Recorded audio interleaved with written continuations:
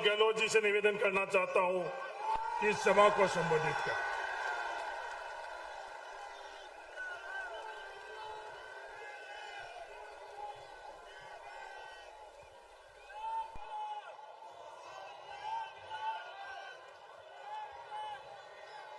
हमारे प्रदेश अध्यक्ष गोविंद दोतासा जी, नेता प्रतिपक्ष टेकाराम जूली जी, आदरणीय हेमाराम चौधरी जी, हरीश चौधरी जी, कर्नल सोनाराम जी और हमारे लोकप्रिय उम्मीदवार जी, शाले मोहम्मद जी, मदन प्रजापति जी, पद्माराम जी मेघवाल, रूपाराम जी मेघवाल, महेंद्र चौधरी जी, जिला प्रमुख सुनील परियार जी, गफूर खान साहब, गोपाल राम जी मेघवाल, फतेह खान साहब, उमेश सिंह तंवर, सज्जाद खान, बालाराम जी चौधरी, प्रियंका मेघवाल, अंजना मेघवाल और दीपक माली जी, सम्मानित मंच और उपस्थित बुजुर्गों, भाइयों और बहनों और नौजवान, मेरे प्यारे नौजवान साथियों, आज जो ये मीटिंग देख रहा हूं मैं यहाँ पर स्टेडियम में, मुझे कई बार आने का अवसर मिला यहाँ पर।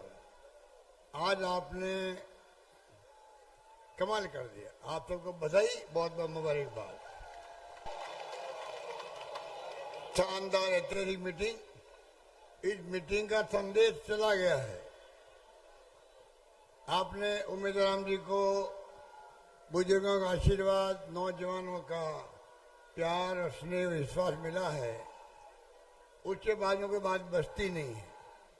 मेरे पूर्व वक्ताओं ने, दोतासा जी ने, जूली जी ने आपको सब बातें मान के कही। देश में हालात क्या है आप सबको मालूम है, बड़ा चिंताजनक हालात है ये देश के अंदर, हालात बहुत गंभीर है। जब आप खुद देखते राहुल गांधी क्या बोल रहे हैं भारत जोड़ो यात्रा के अंदर, 5 पॉइंट दिए उन्होंने, गारंटी दे रहे वो बात क्या करते हैं, बेरोजगारी बहुत भयंकर बढ़ती जा रही है, महंगाई बहुत भयंकर है, कमर तोड़ महंगाई है, गरीब और अमीर की भी खाई बढ़ती जा रही है, वही मुद्दा है। और आपस में सभी धर्म के लोग, सभी जातियों के लोग प्यार से, सद्भावना से, मोहब्बत से भाई भाई की तरह रहे, ये 4 मुद्दे कहते हैं। वो क्या बुरी बात कहते हैं।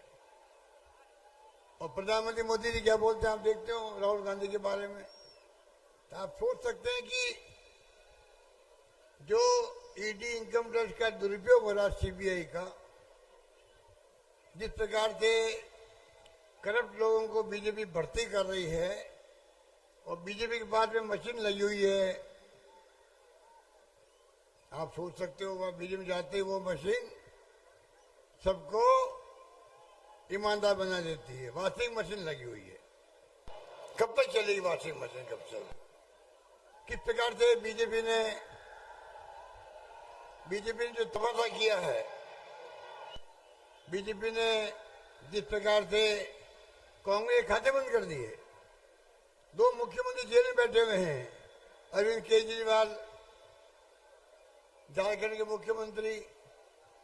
आपको मालूम है अमेरिका ने क्या कहा, जर्मनी ने क्या कहा है कि इस देश में हो क्या रहा है, इस देश में लोकतंत्र की स्थिति क्या बनती जा रही है। आप बताइए, अगर अमेरिका और जर्मनी जैसे मुल्कों को बोलना पड़े और साथ में जिस प्रकार से कांग्रेस खाते बंद कर दिए हो, उन खाते बंद करने का संयुक्त राष्ट्र संघ ने, यूएनओ ने क्या कहा है, उन्होंने ऐतराज किया कि अब हिंदुस्तान में चुनाव चल रहे हैं, कांग्रेस राष्ट्रीय पार्टी है, सत्ता में नहीं है, कोई बात नहीं, उनके 12 अकाउंट बंद कैसे कर सकते हो बैंकों के अंदर। अगर आपके खाते बंद कर दे, मैंने 1 करोड़ लोगों को पेंशन दी है, बुजुर्गों को पेंशन, विधवाओं को पेंशन, दिव्यांगों को पेंशन, तो पेंशन बंद कर दे, उनकी खाता बंद कर दे, क्या बीतेगी उस पर। छोटे व्यापारी है, खाता बंद कर दो, क्या बीतेगी। तो आप सोच सकते हो कि जो देश में हो रहा है वो लोकतंत्र को कमजोर करने के लिए हो रहा है, खत्म करने के लिए हो रहा है। इसलिए लोग कहने लगे, खड़गे साहब खुद कहते हैं, अगर ये जीत गए मोदी जी तो आगे चुनाव होंगे भी कि नहीं होंगे, ये बात हमें आ रही है। कितनी गंभीर बात है ये, कोई हंसी मजाक की बात तो है नहीं।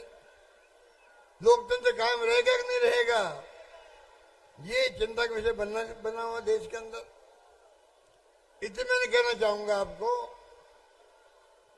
हालात बड़े गंभीर हैं, देश को बचाना है। चुनाव खाली उम्मीदवार जी का नहीं है, ये चुनाव देश के भविष्य का है, ये चुनाव लोकतंत्र को बचाने का है, ये चुनाव अंबेडकर साहब के संविधान को बचाने का है, जिसके लिए जूली साहब ने कहा आपको। तो आप सोच सकते हो ये गंभीर चुनाव है, इसीलिए आज राजस्थान में और देश के अंदर माहौल बदल रहा है। आप देखेंगे 19 तारीख आते आते कांग्रेस की हवा चलेगी देश भर के अंदर, भारी बहुमत से कांग्रेस के उम्मीदवार जीतेंगे, इंडिया गठबंधन जीतेगा। इनको सबक सिखाएंगे, ये कल्पना नहीं कर सकते हैं, वो स्थिति बनने वाली है और बननी चाहिए। आप सबके सहयोग से बननी चाहिए। अगली सरकार 400 पार का जो नारा दिया गया है, खाली लोगों को भ्रमित करने के लिए दिया गया, जिसे कि हमें वोट पड़ रहा है। मोदी जी खुद घबराए हुए हैं, उनकी पार्टी घबराई हुई है, इसलिए कांग्रेस के लोगों को तोड़ तोड़ के ले जा रही है, डरा के, धमका करके, लालच दे करके। ये आप सब देख रहे हो तमाशा क्या हो रहा देश के अंदर। इसलिए मैं कहना चाहूंगा,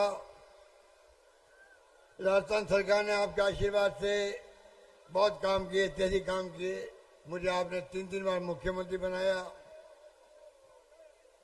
इतने शानदार योजनाएं थी कि राजस्थान पहली बार देश में चर्चा में आ गया, हर राज्य के अंदर।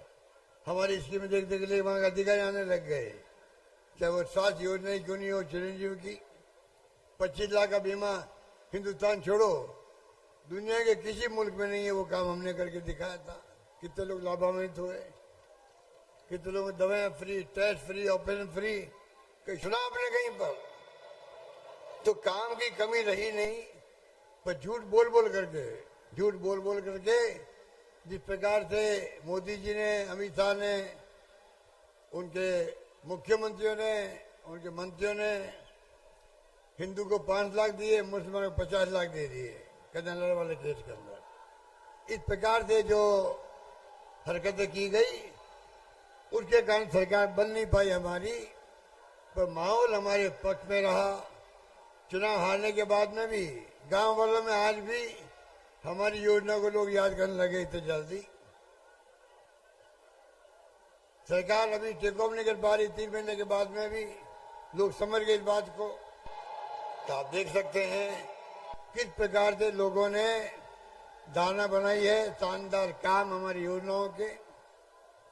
किस प्रकार से नई सरकार काम नहीं कर पा रही है, रिमोट से चल रही सरकार।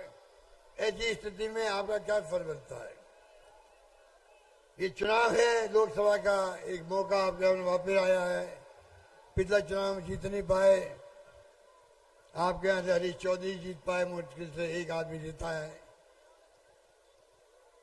उस पर मैं नहीं जाना चाहूंगा।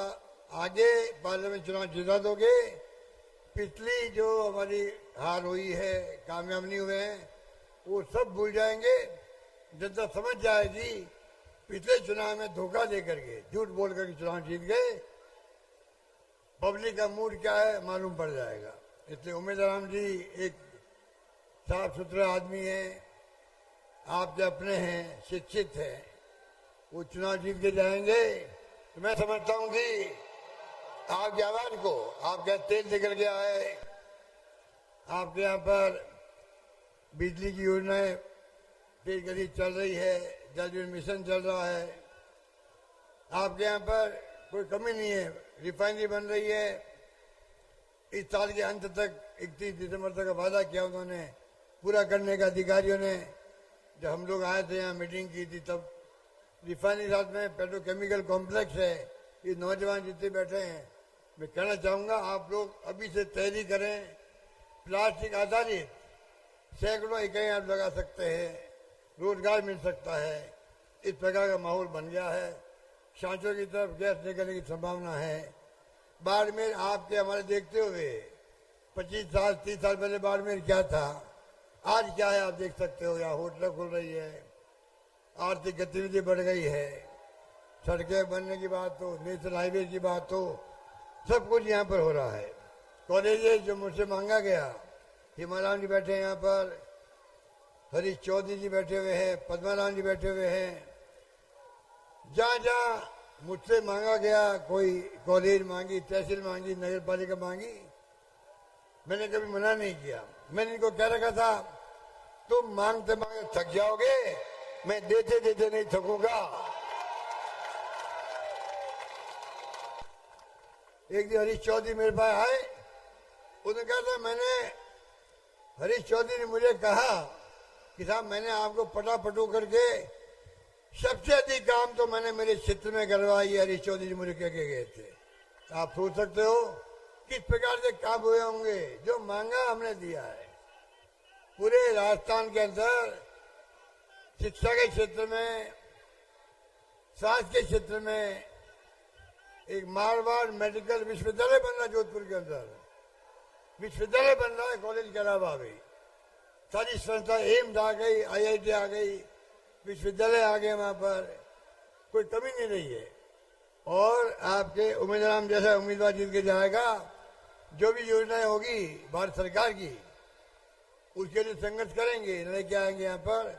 और साथ में जो हमारी स्कीमें हैं, नई सरकार बन गई है, हम सब मिलकर आपके सहयोग से चाहेंगे कि जो फायदा मिल रहा है गाँव वालों को, हमने किसानों के लिए अलग बजट पेश करने वाली पहली सरकार, देश के अंदर पहली सरकार राजस्थान सरकार है जिसे किसानों के लिए अलग बजट पेश करना स्वीकार किया राजस्थान के अंदर।